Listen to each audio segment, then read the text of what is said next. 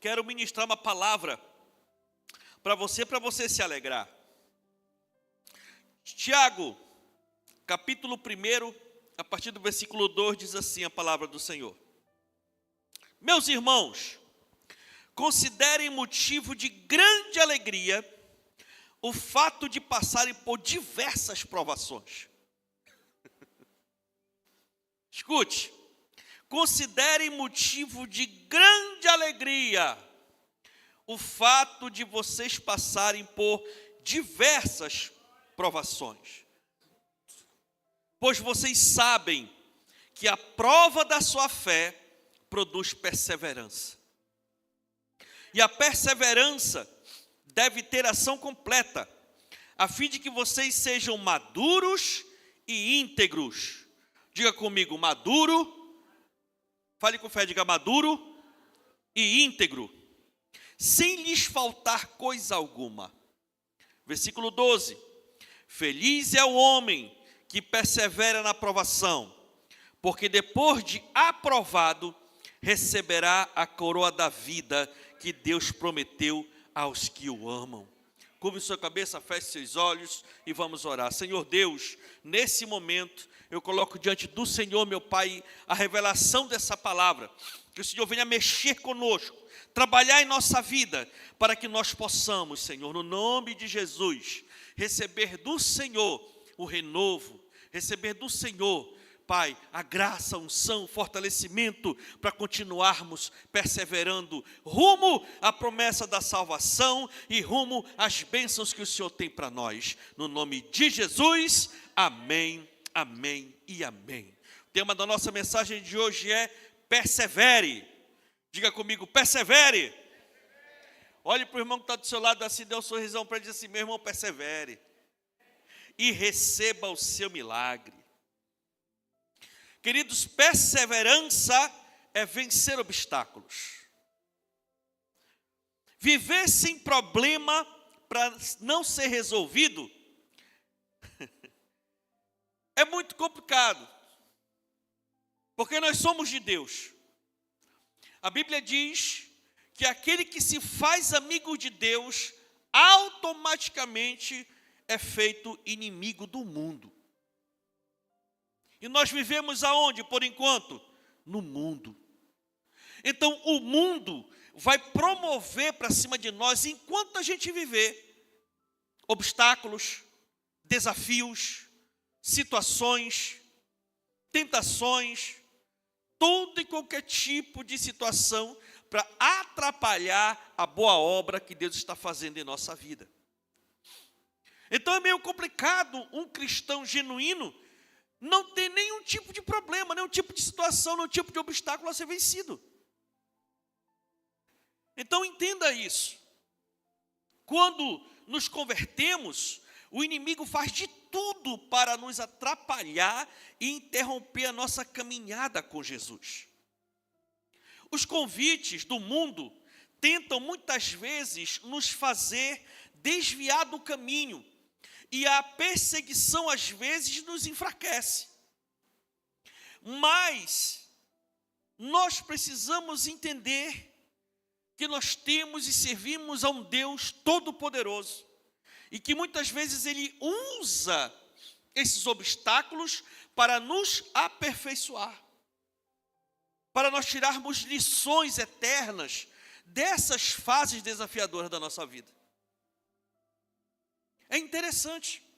Por isso que nós acabamos de ler no versículo de Tiago, que essas provações precisam produzir em nós maturidade e integridade.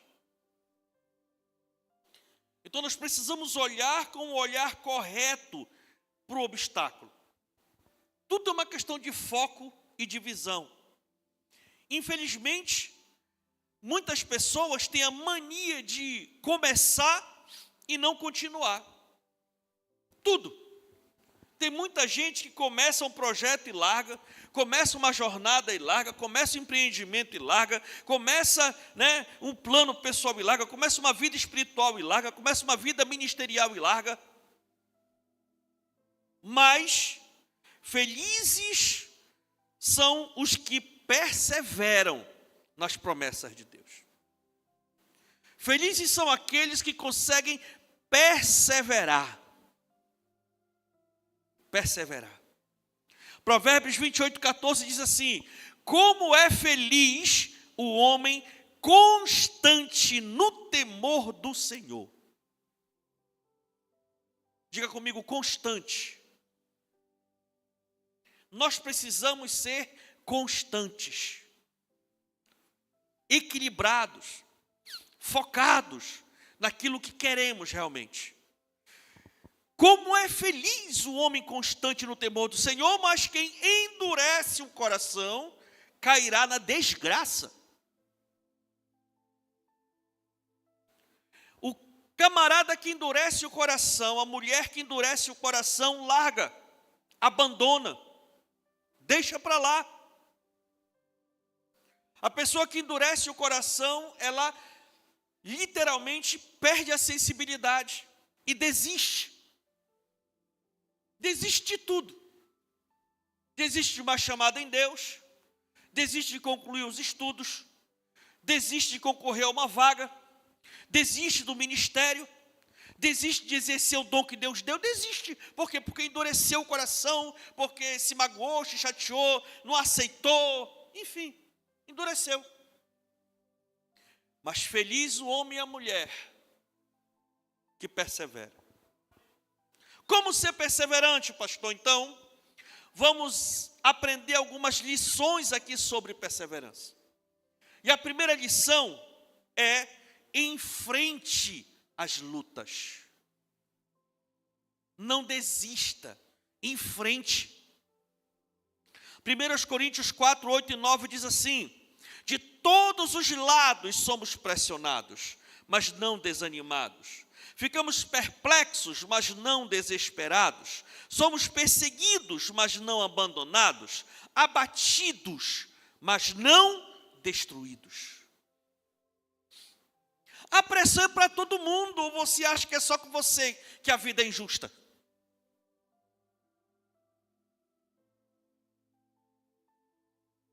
A coisa, meu irmão, é apertada para todo mundo. Agora, o que a gente vai fazer com esse aperto é o que determina. Nós passamos por tribulações.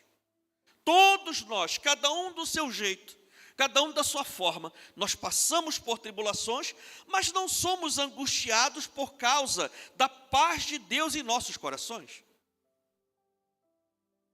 Você sabe aquela paz, o mundo está caindo, as coisas estão acontecendo, mas lá dentro do seu interior, você sente uma fagulha, uma paz. Você acredita, não sabe como, mas acredita que no final vai dar tudo certo.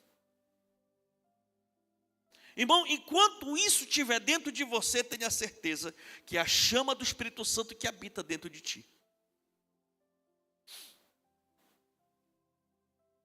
Nós ficamos perplexos, porém não desesperados, porque Deus é a nossa esperança. Perplexo foi como eu fiquei quando eu cheguei lá e vi o meu filho deitado com a perna enrolada, um palmo menor que a outra, com o fêmur decepado.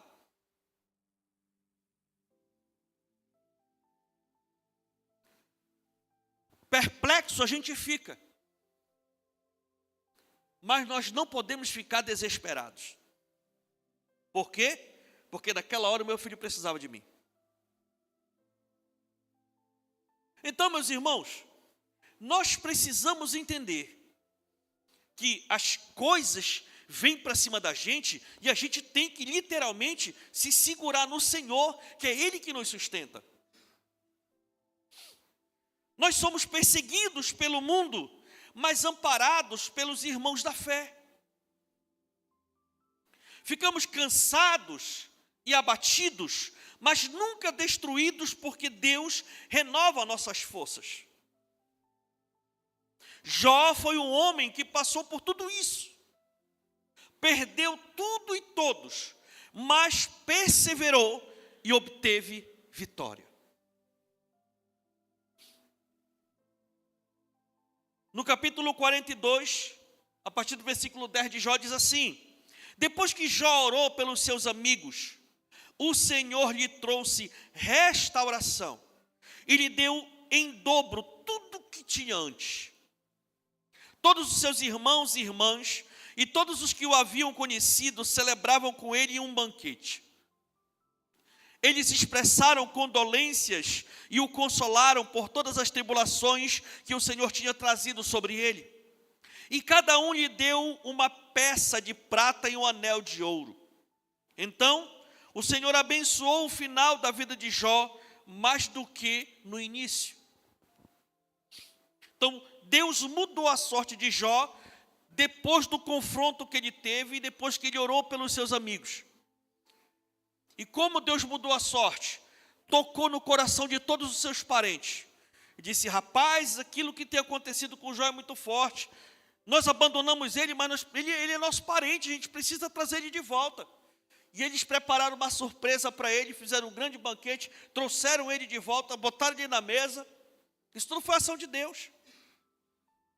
Prestaram condolências, falaram para ele, com certeza muitos pediram perdão por conta daquele período que ele passou sozinho, naquela luta tão violenta. E cada um deu uma peça de prata e um anel de ouro. Então você imagina quantas peças de prata e quantos anéis de ouro ele recebeu ali naquele banquete. E essa foi a base, essa foi a estrutura, esse foi o capital inicial que Jó teve para poder começar a renegociar novamente, e no final Deus os abençoou. Isso tudo aconteceu por quê? Porque teve toda uma história para trás. Você sabe do sofrimento dele? Sabe, meus irmãos, nós temos que tomar muito cuidado para nós não desistirmos no momento que estamos prestes a receber a recompensa. Se Jó tivesse desistido um dia antes, 2 dias antes, dos parentes chamarem ele, então, além de perseverar, nós temos que esperar a vitória. Romanos 5, de 3 em diante, diz assim: não só isso, mas também nos gloriamos das tribulações, porque sabemos que a tribulação produz perseverança. A perseverança, o caráter aprovado, e o caráter aprovado, a esperança. E a esperança não nos decepciona, porque Deus derramou seu amor em nossos corações por meio do Espírito Santo que Ele nos concedeu. Então as tribulações produzem perseverança. A tribulação no crente deve produzir vontade dele perseverar e não vontade dele desistir como a nossa carne quer. Para o crente convertido que entende que isso é uma ação do inimigo para parar a sua vida, essa tribulação precisa gerar nele o quê? Perseverança. Vontade de continuar e não vontade de abandonar. É impressionante como as pessoas são tão imaturas nesse ponto. Parece que é muita exigência para seguir Jesus. Eu te sigo, mas se ninguém me contrariar. Eu te sigo, mas se eu quiser fazer o que eu quiser dentro do meu ministério. Eu te sigo, mas ninguém pode estar pisando no meu calo. Eu te sigo, mas porque aí qualquer coisa já quer sair da igreja. Interessante que as pessoas se enganam. Elas dizem assim: não, Jesus, jamais eu vou sair só da igreja. A maioria das pessoas que decidem sair da igreja é porque já decidiram no seu coração deixar Jesus. Porque é isso que acontece com a maioria das pessoas que saem da igreja, dizendo que saíram só da igreja. Aí pouco tempo depois começa a ver as fotos e os posts e tudo do camarada, da cidadã no pecado, no mundo aí. Então, quando ela decidiu sair da igreja, ela já decidiu no seu coração abandonar o Senhor. Não estou generalizando, mas é a maioria. Então, muitas vezes o Senhor traz provações, traz alguém para pegar no seu pé, para provar sua fé, para lhe amansar, para lhe doutrinar, para ver até onde vai a sua fé nele. Até quando você vai perseverar?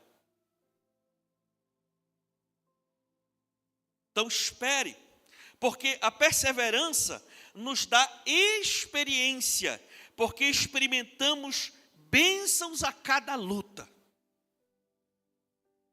E a experiência nos dá a esperança, porque vemos o que Deus já nos fez e temos esperança do que ainda fará.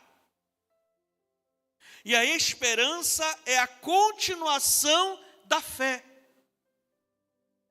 Eu tenho fé, então por eu ter fé, eu vou agora esperar aquilo que eu sei que já aconteceu, só falta se materializar.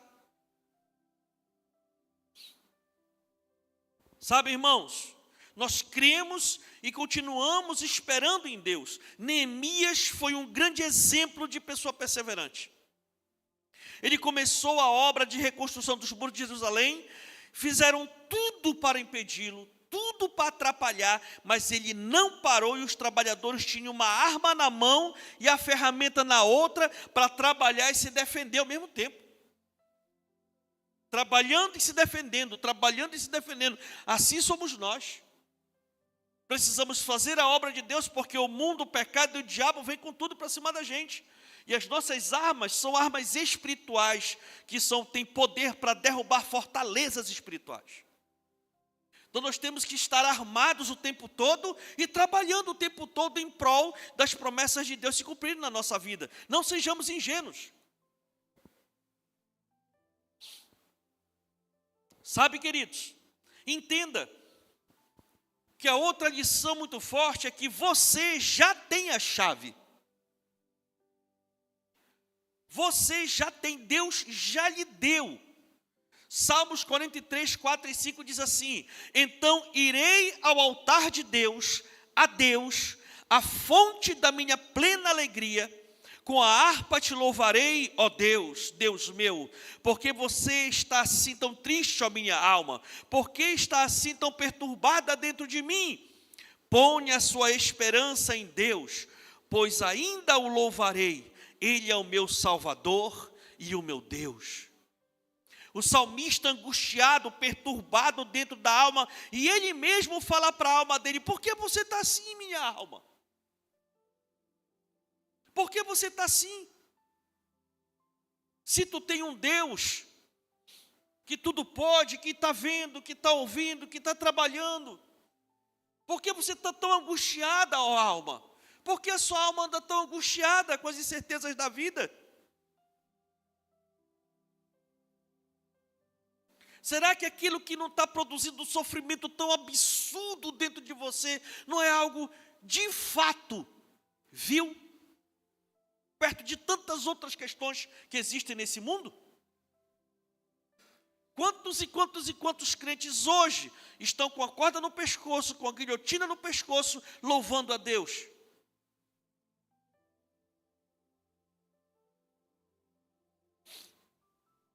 Homens e mulheres de Deus que estão sendo perseguidos, torturados, massacrados, mortos.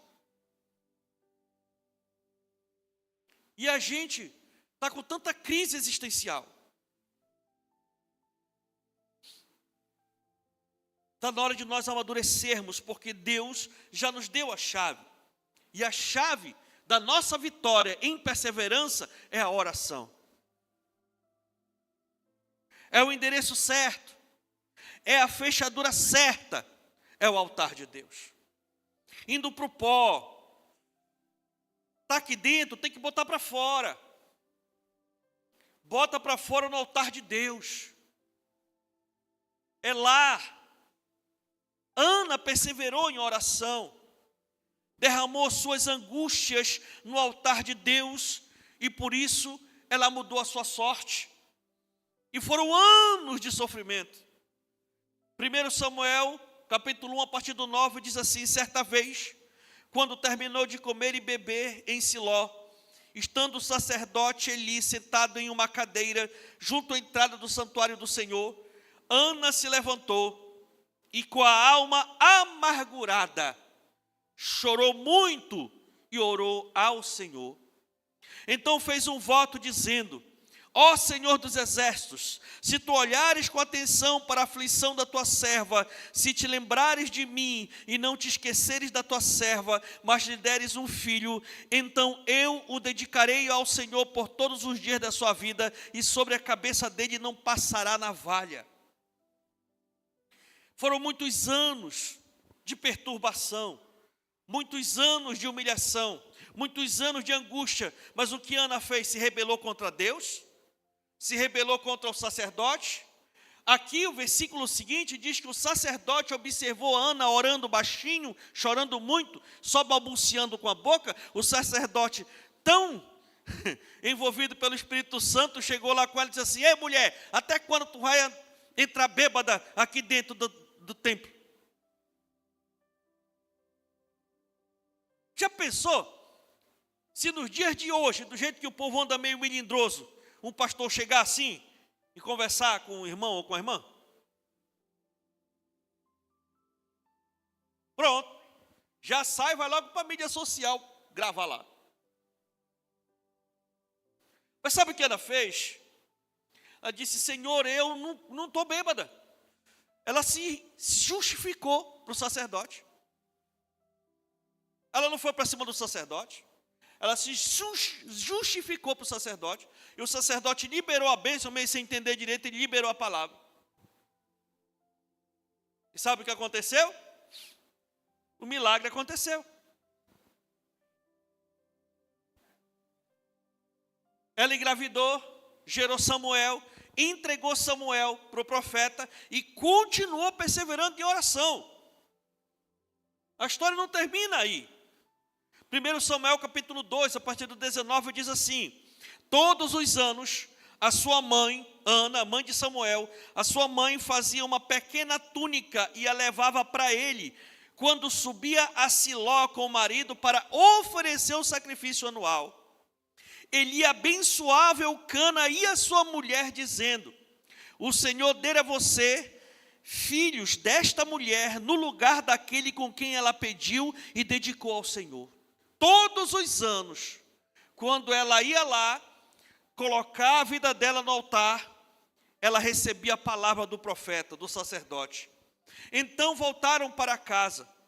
O Senhor foi bondoso com Ana. Ela engravidou e deu à luz 3 filhos e 2 filhas.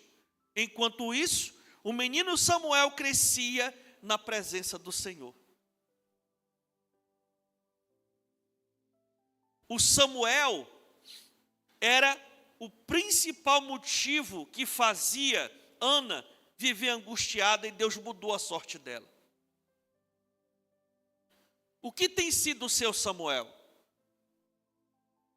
Qual é o fator que mais gera angústia dentro de você? O que é? Tem muita gente que anda triste, acabrunhado, angustiado, deprimido, e não sabe nem por quê. É só uma dor que sente, é só um vazio que sente, é só uma tristeza profunda que sente. E se você sentar com a pessoa, ela diz: eu não sei porque eu sinto isso.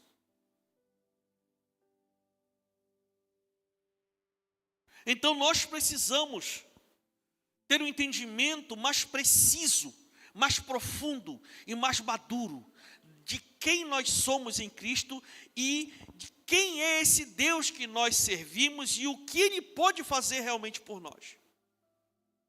E a partir dessa identidade, nós buscarmos com toda a avidez da nossa vida, em oração, em súplica, em clamor, buscando nele, porque o mesmo Deus que mudou a sorte de Ana, também é o mesmo Deus que tem mudado a sorte de muita gente no dia de hoje. Sexta-feira agora, no culto Mar de Deus, estávamos aqui, ministramos no culto. Depois do culto, uma líder muito preciosa me chamou e disse assim: tem uma mulher bem ali. E ela entrou desesperada, está com muitos dias que não dorme. Está prestes a entrar na loucura. Se eu vou lá com ela, você tem com ela. O pouco que eu conversei com ela, ela não conseguia mais ligar uma frase na outra. As frases já estavam todas desconexas, de tanta perturbação mental. Mas eu orei com ela, repreendi aquela legião de demônios que estavam perturbando a mente dela. Ela voltou em si, repetiu a oração da fé, entregou a vida para Jesus, saiu daqui crente. E o relatório que eu tenho, que depois de mais de 15 dias, já está com a segunda noite, que ela deita 8 da noite e acorda 7 da manhã. Esse é o poder do Deus que você serve. Se você perseverar, se você for constante. Agora, se ficar igual barata na cuia, você já viu uma barata na cuia?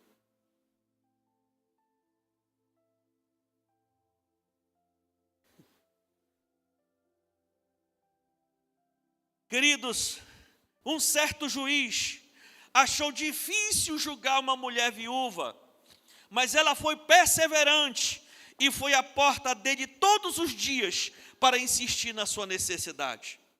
Lucas capítulo 18, a partir do 1, diz assim: Jesus contou aos seus discípulos a seguinte parábola para mostrar-lhes que eles deviam orar sempre e nunca desanimar. Para que foi essa parábola? Para ensinar os discípulos. Quem é discípulo de Jesus aqui? Deixa eu ver.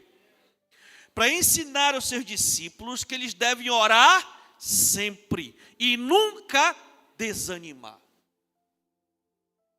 Ele disse: em certa cidade havia um juiz que não temia a Deus, nem se importava com os homens. Havia também naquela cidade uma viúva que se dirigia continuamente a ele, suplicando-lhe: faz-me justiça contra o meu adversário. Por algum tempo ele se recusou a atendê-la, mas finalmente disse a si mesmo: embora eu não tema a Deus e nem me importe com os homens, esta viúva está me aborrecendo. Vou fazer-lhe justiça para que ela deixe de me importunar. O Senhor continuou: prestem atenção no que diz o juiz injusto. Acaso Deus não fará justiça aos seus escolhidos, que clamam a Ele dia e noite? Continuará fazendo-os esperar? Eu digo a vocês que Ele lhes fará justiça e depressa. Contudo, quando o Filho do Homem vier, encontrará fé na terra? Por que Jesus falou assim? Quando o Senhor vier, Ele vai encontrar fé na terra? Que fé é essa, meu irmão? Fé para perseverar. Aquele que persevera, recebe o favor de Deus. Aquele que não persevera é porque não tem fé suficiente no tempo que Deus está trabalhando. É nesse sentido que ele falou: acaso quando o Filho do Homem vier, ele vai encontrar fé na terra? Vai encontrar alguém perseverando? Vai encontrar alguém aguardando? Vai encontrar alguém crendo de verdade, independentemente do que esteja acontecendo? Porque quando ele chegar, se ele encontrar pelo menos um com fé suficiente, lá ele vai trabalhar. E lembre-se, aqui nesse tempo, o Espírito Santo ainda não havia sido derramado. Hoje o Espírito Santo já está aqui no meio da igreja. Aquele que tiver fé e perseverar, alcança o favor de Deus. Perseverar em oração, perseverar na fé, esperar a graça, entender que já tem a chave para mudar a realidade. Precisamos ser insistentes na oração e acreditar que na hora da angústia, Deus nos socorre. Salmo 46:1 diz: Deus é o nosso refúgio e nossa fortaleza, auxílio sempre presente na adversidade. Daniel também foi perseverante por 21 dias e orou a Deus em jejum até vencer. Se tivesse desanimado e no dia 20 não teria vencido. Ele precisou perseverar 21 dias. Quantas e quantas pessoas se arrependem de não ter perseverado um pouquinho mais?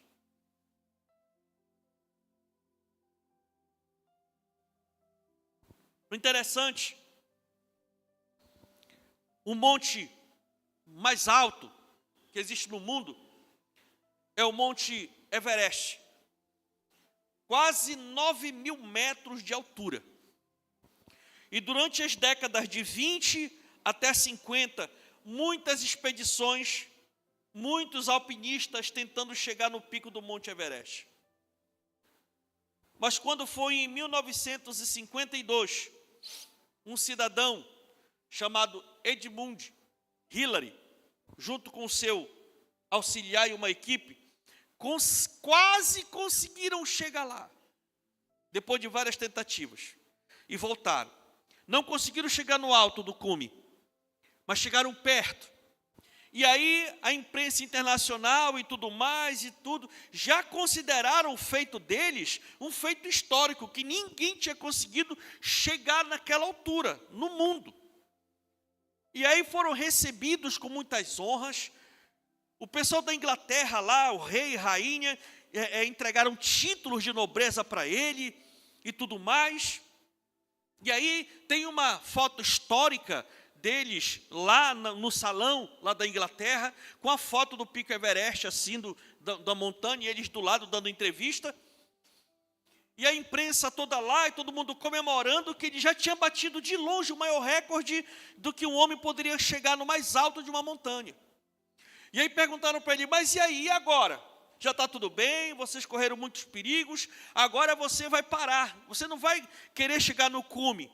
Ele disse, não, pelo contrário, eu já passei tanto tempo tentando chegar lá, só que nós vamos perseverar, e no outro ano nós vamos chegar no alto do cume. E aí ele virou para a foto e disse, Monte Everest, no outro ano nós vamos chegar no teu topo. E a razão é muito simples. Você já chegou no máximo da altura que você pode ir. Eu, porém, ainda estou crescendo. E no outro ano eu vou crescer um pouco mais e eu vou chegar no topo. No outro ano, em 1953, Edmund Hillary foi o primeiro homem a pisar no alto cume do Monte Everest. Por quê? Porque ele perseverou. Ele perseverou. Então, meus irmãos, para terminar esta mensagem, é preciso perseverar e não deixar que a semente da promessa morra em nossos corações. Como aquelas que morreram à beira do caminho, ou aquelas que morreram entre os espinhos, ou no meio das pedras. Durante a nossa vida toda, se nós somos de Deus, nós congregamos, e o Senhor tem lançado sementes nos nossos corações. Promessas, sementes, promessas, sementes, promessas. Hoje, o Senhor está semeando a semente da perseverança no seu coração. Que o seu coração não seja essa terra, que a semente foi semeada na beira do caminho, ou entre os espinhos, ou no meio das pedras. Que o seu coração seja aquela terra fértil, onde a semente entra, germina, cresce e produz fruto. Que você saia daqui decidido, nesse segundo semestre de 2026, perseverar. Perseverar pela sua vida, perseverar pelo propósito da sua vida, perseverar pelos dons que Deus te deu, pelos planos que Ele tem, pela sua casa, por tudo aquilo que Deus tem semeado no teu coração.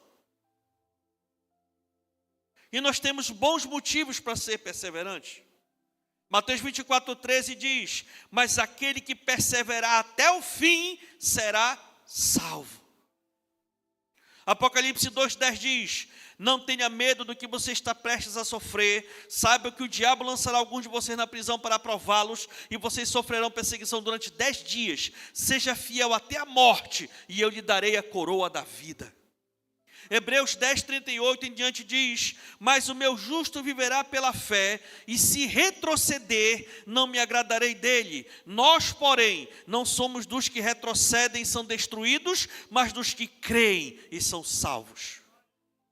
Hebreus 6:10 em diante diz, Deus não é injusto, Ele não se esquecerá do trabalho de vocês e do amor que demonstraram por Ele, pois ajudaram os santos e continuam a ajudá-los. Queremos que cada um de vocês mostre essa mesma prontidão até o fim, para que tenham a plena certeza da esperança, de modo que vocês não se tornem negligentes, mas imitem aqueles que por meio da fé e da paciência recebem a herança prometida. Persevere. Fique de pé no nome de Jesus.